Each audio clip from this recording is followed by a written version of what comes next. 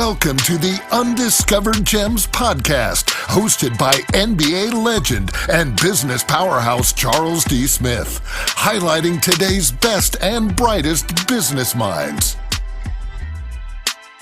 Hello and welcome to the show. Today we have Tamara. Tamara is a relationship specialist.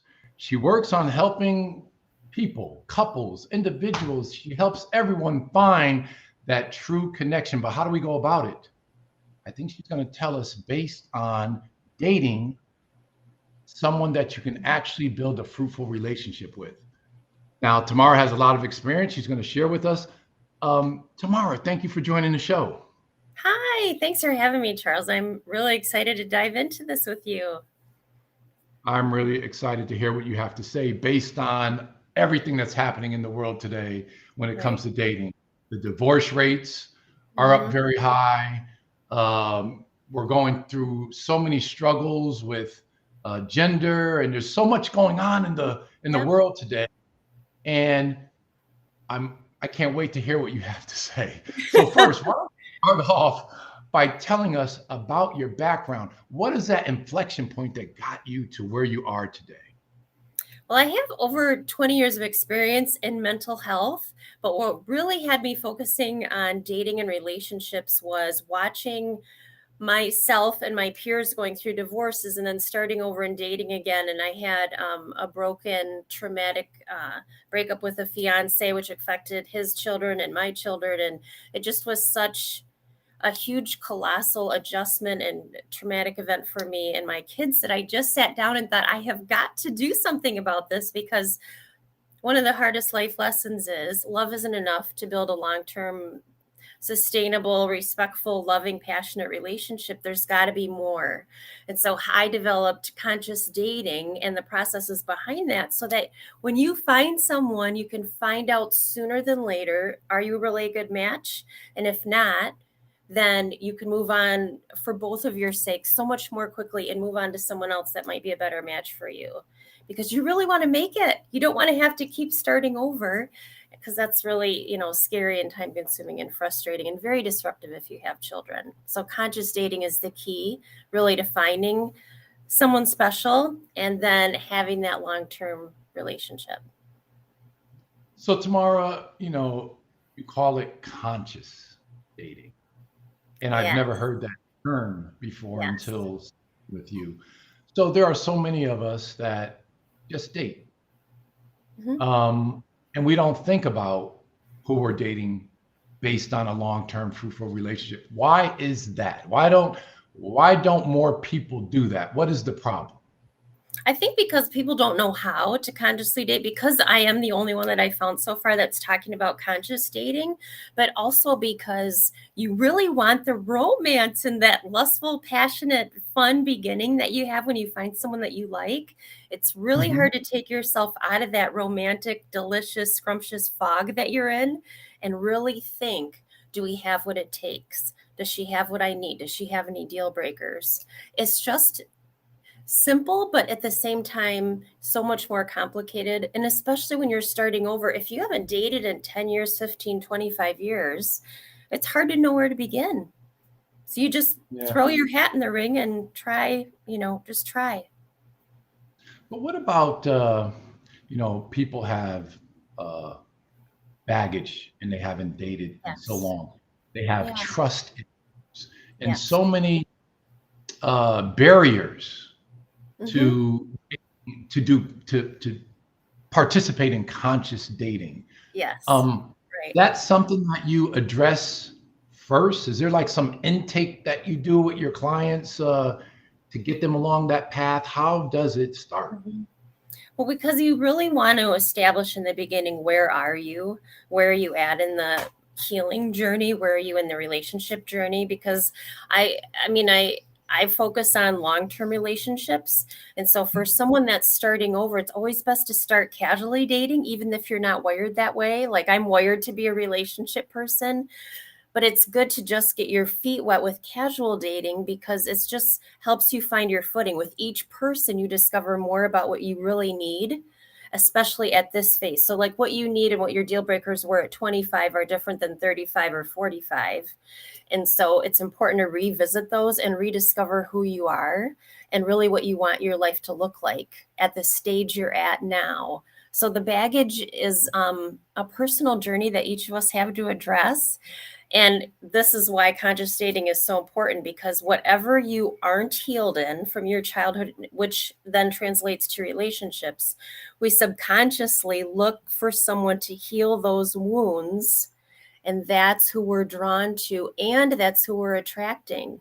And so whatever wounds you have, you're looking for someone to fill it. And then you're like, oh man, this is just like the last girl I dated, or she reminds me of my mom and my dad, or you just get caught up in this cycle then. But if conscious dating comes in, you can interrupt that cycle and find someone you're actually interested in while you complete your healing. Because the truth is, no one can heal you. You can only heal yourself. Yes. And I smiled while you were speaking because a thought came to mind. It's almost like,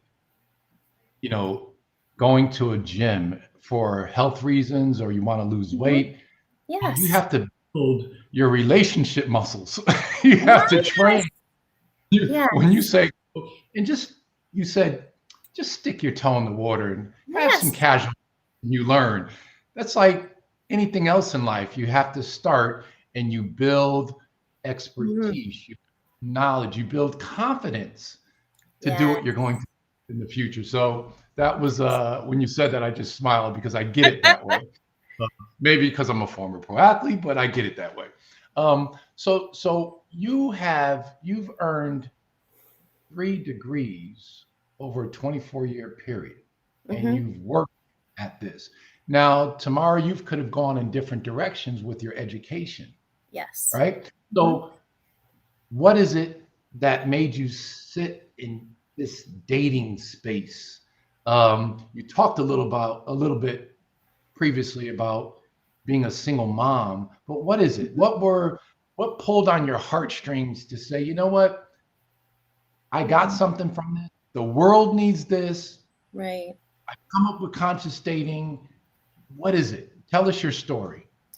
So for me, I fell in love with my children's father, and we got married, and I married him because I loved him. And I didn't really, and that's why premarital counseling is so important, because you catch so many of these things in the beginning before you marry, and you can either work them out or you discover so much about each other that you realize you're not a good match. But we didn't do that, despite my training and experience. And at that time, I had a business career. So then from there, that was my first lesson, that I learned that love isn't enough in a really big way. And then I found someone else, fell in love on a different, deeper level, and we got engaged. And then I realized, and he realized, that we just weren't a sustainable match for many reasons. I mean, but we had the biggest draw, the biggest passionate love story, and that still wasn't enough. And I thought, if I had consciously dated, I mean, it took me a few years to come to terms, but then also to come and bear all this fruit of all the joyful things I learned out of this experience, because beautiful things come out of trauma too. And this was my beautiful thing. I realized I could have done all these things to prevent this traumatic experience for me and my children if I had consciously dated. And so then I threw myself back out there in the dating pool after my healing time, and realized that everyone I was dating was making the same mistakes I made. And these are really great men that I was dating, but they weren't in a position to date. I friend zoned a lot of guys, or realized that we just weren't a good match. And so just realizing I really wanted to help these amazing guys find someone special, but they really needed to consciously date so they didn't keep ending up with the wrong women or keep getting friend zoned, because there's nothing more frustrating than being an amazing person and most everyone you date and says, oh, that's great, you're a really nice guy, but yeah. So I really just am passionate about helping men get off that merry-go-round, because what I notice is, when I started dating a decade ago, these men are still out there. I'm not exaggerating when I say people really stay in this cycle for months, years, decade plus, And then they lose hope and think all women are the same, or we're all manipulative or controlling or after them for their money or position, or there aren't any good women out there, and then you get trapped into that cycle of disconnection, which is what I call that loop that you get in. You try and then you get discouraged, and then and then you take a break and you start over. So it's just a cycle of insanity. You just, drive yourself crazy. But if you don't consciously date, the energy you put out there, you will continue to attract the same kind of women. So your data is all lined up, and then you really believe it because it's true. But if we adjust your energy and get you consciously dating, you'll attract a completely different type of woman, and she could be in your life already. So, Tamara, we live our lives in these cycles, and it's almost like you have to transition because we all get caught. It could be business, it can be sports. When an athlete retires, may leave the game, but he doesn't mentally retire and still does the same thing. So we get caught in business in this. So is the answer therapy for dating? When you see someone in the cycle, do you become a therapist to break down why they're in the cycle and what they need to do to transition to begin to consciously date? So therapy would be if you are really still devastated. Then the deeper work is necessary, because whatever you don't heal, you will for certain take into your next relationship. And the reason that my fiance and I broke up is he had a breakdown because his past was backing up on him and what happened with his ex-wife. So he literally could not move on with me, which is why we lost everything. And it was so devastating because I couldn't do anything to help him or anything about it. That's his personal healing process. So coaching is for, let's diagnose this, let's figure out what's going wrong. Let's, reset your love goggles and, get you out there attracting the right kind of women that you actually want to date. And then look at your online profile. How are your dates actually going?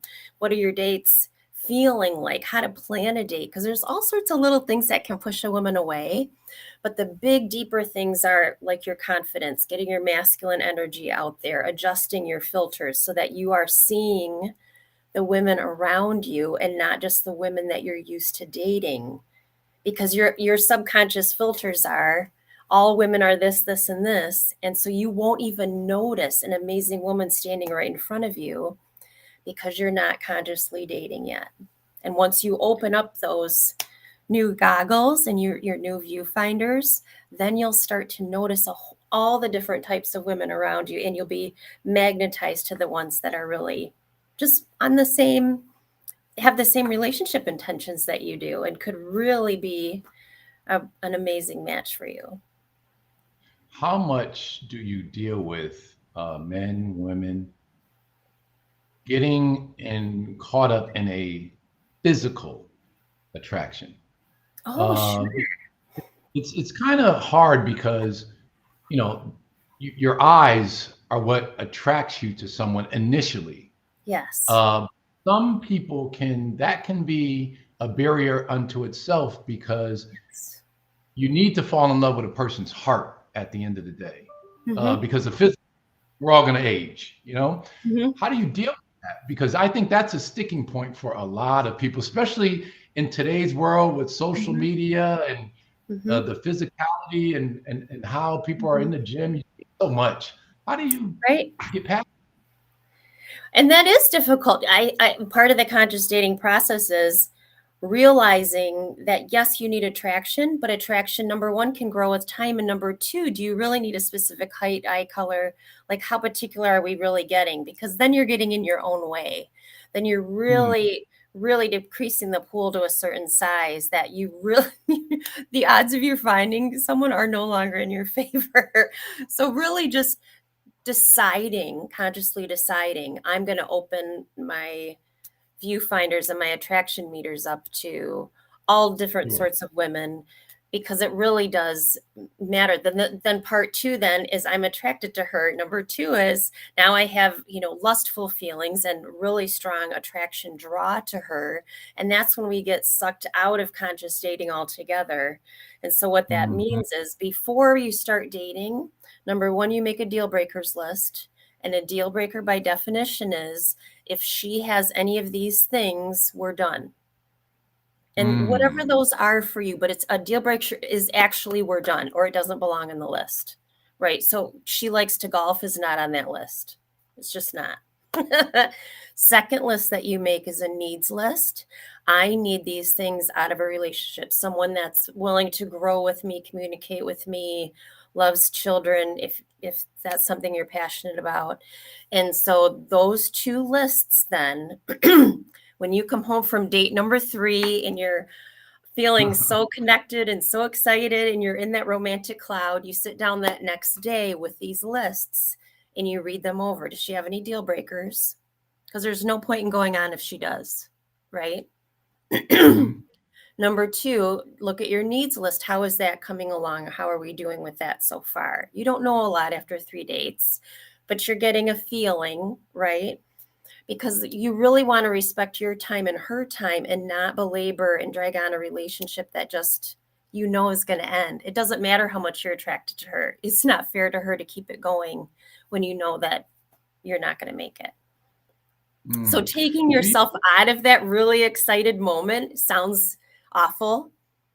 It feels awkward because you've never done this before, I'm guessing, but you're sitting down at a table with your handwritten lists and you're analyzing this, which is not what we want to do when we're in that romantic cloud, but that's what saves you all these years of time with the wrong women. You're going to catch yourself. You're going to catch what cycles you're perpetuating. And then it's going to get you in line with, next time I need to look for this next time. And you need to honor the red flags that you see. We always see them and we don't want to in those first 3 months, but they're there. So honor those. It almost sounds like the way you've spoken about it, you want to take yourself outside the picture frame and look back at it. Yes, exactly. With your needs and you mentioned your needs Deal list, breakers. your deal breakers list, correct? Okay. Yeah. Yes. Mara, how much of this do you think, from a society standpoint, you mentioned previously that someone should go to a marriage counselor, you're a relationships counselor as well, to kind of help ask the hard questions that they don't know to ask, right? To see if the relationship will work. So I'm taking you beyond the start now, and you found someone that's a match and they come to you now. Yes. How do you work with them? So it's important to talk through big, heavy things. And I think it's so helpful to have someone like me sitting there with you to talk through the heavy subjects so the conversation goes deeper and further. So everyone thinks they've talked about money, but really what they've observed is their partner's habits. But what you don't know, are they living below their means, above their means?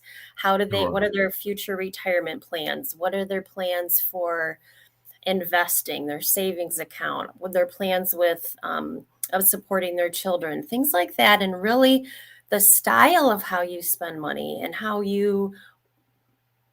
there's different types of money archetypes. Like there's actually quizzes online that you can take, which is basically like, I'm a spender, I'm a saver, I'm a dreamer, I'm a nurturer. So there's different ways to think about it. And it's just like the love languages. If you know your partner's money language, so to speak, then you can have compassion and empathy. And then everything's not just a big blow up. You're so irresponsible or you're a hoarder.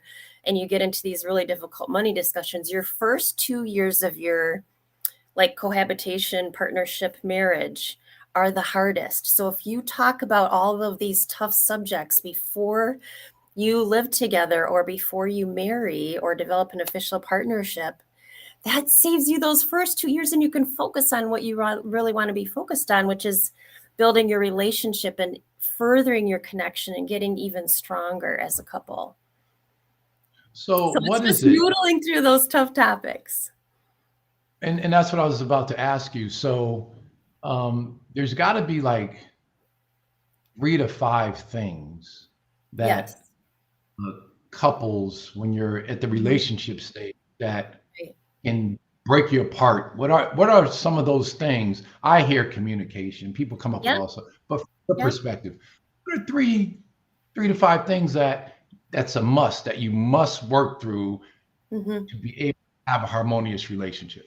Yep. So besides money, communication, which is a learned skill. So if you don't have it, you can go to a coach or a therapist and work on that together. But both people need to want to work on that. So keep that in Mm, mind. You don't want to drag the other one. You do want to drag them, and then if they don't eventually get on board, then it really can't get better. Then they're going to stay in their habits, and then you're just sacrificing. So that's right. number two. Another one is roles. What roles are we going to play in the household, in our relationship? Who's going to be the social orchestrator? Who's going to, just all the different roles that you'll play to keep the relationship and household functioning. That's never talked about. We just move in together and then fingers crossed, hope it goes well. But if you really sit down and noodle through that topic too, then you have your barrier free then, and you can talk about what's wrong with the car instead of you're always this, you're always this. So Yeah, that's and so from a, I don't want to just say a man's perspective. I'll leave it at a couple. Intimacy, or yes. women might say intimacy, men might say sex, Yep. but today they're intertwined. What about that being on the list? I'm so glad you brought, yep, that would have been my fourth thing, because without physical intimacy, it's a huge issue. With physical intimacy, you still might not be quite on the same page because it takes a long time for that. And we really don't take the time to really learn about our bodies and orgasm and all the intimacies. But Mhm. it's not a huge issue. But not having it makes it a huge issue. So yes, and it's important to think this too when you're looking for someone. There's spiritual intimacy, intellectual intimacy, emotional, and physical. So there's all types of intimacies. And for a woman, she needs to have more than just physical intimacy leading up to the physical. And so then that Mm. brings into another really important thing to define is what are your love languages? Because you might think you're a terrible couple because you don't have the same love languages, but it could be as simple as you're not addressing and nurturing each other's love languages. So you're missing each other. But if you just got educated on what they are and how to meet your partner's needs, then you come together and you are really synergizing your love languages together. And then you feel connected because the other partner's filling your love needs, your bucket's full. Sure, sure. Yeah. Are there any key indicators when you're dating, again, conscious dating, where we talked about three or five things in a relationship. What about dating? Are there three to five things in dating, conscious dating, that you say, beware and look out for these things as you're Right. consciously dating? So intention, what are your intentions? Are your Mm, intentions casual dating, casual monogamy, long-term relationship, marriage? It's important to uh, talk. It's scary for people to talk about that. A lot of people are afraid to just say what they really mhm. want at the moment. I mean, some people want an open relationship, and please, you have to say that out loud. I mean, really, because it's just unfair to the other person for them to fall for you when you don't have anything permanent in mind, or you have someone else and you want an open relationship. It's just fair and honorable to just declare those things like in the first 1, 2, 3 dates, even though it feels Sure. like, putting the cart before the horse. It really isn't. When you're Mm, ready for a relationship, you just need to get in the habit of asking the other person. And a lot of people talk about it via chat before they even meet if you've met them online. And that's why it's really important if you're online dating to check all those boxes. So then you're not even opening conversation with someone who wants to casually date if you're a long-term relationship person. So that's a big okay. one. You need to have the same intentions. Children, in your philosophy about family and children, whether you have any or not, you still need to be on the same page with that. And then longevity. Where do you want to be? If one person, eventually wants to move to Florida and one wants to stay in Oregon, How long are we going to try to work on that or figure that out? Just what are your goals? And then a fourth one would be, what are your values? What's really important to you? Like, what are your passions? You don't have to have the same hobbies, although some are fun and that makes life interesting. But your values and what you put, what your priorities are is so much bigger. Right. So I'm glad you answered that. Do you ever see, well, first, let me ask you this. What is the age range of the people that you work with most? Usually like 35 to 55. Got it. And within the older range, say 50 to 55, most people are looking to get settled. You've been through a lot. You might have been through a divorce, but you've been through some relationships, and you don't want to play games. Right. So you just want to find out and move on quickly. At the end of the day, are there a lot of people that move on too quickly and they don't turn over enough stones to find out, and they may miss something because they don't want to waste any more time? Do you mean they just settle into something with someone too quickly? Yeah, well, or they might miss that person because they're impatient. Right. Yeah. And there might be some things that were there that just didn't come up yet. Things do take time, They do. but some people are patient. Do you talk about that to Well, the these great couples? thing about being older is that you have the courage to just say what you think and you feel. And it's just, for anyone that's younger, that's scared of aging, yeah, it's really the greatest. I mean, because you just have no fear, and you really have confidence about who you are and what you want, even though you're always putting the puzzle together, you're adding more. It's just this like blessed confidence that you just get to just celebrate life and who you are. So it's really fun to date someone that's older, or date someone your same age, because you can just ask the difficult questions and just get to the vulnerability and the open part, and just ask questions about what you think and feel about what's important to you. So it is nice, and you do have to be cautious. There are some people, not many, but some that just don't want to be alone. And so they just want somebody there. Yes. And I have to ask this one question. I have so many more questions, but our show is coming to a close here. But you mentioned previously hard conversations. Yes. You said it was a skill. A lot of people cannot have hard conversations, and it really impacts a relationship. Talk about that a little bit. Right.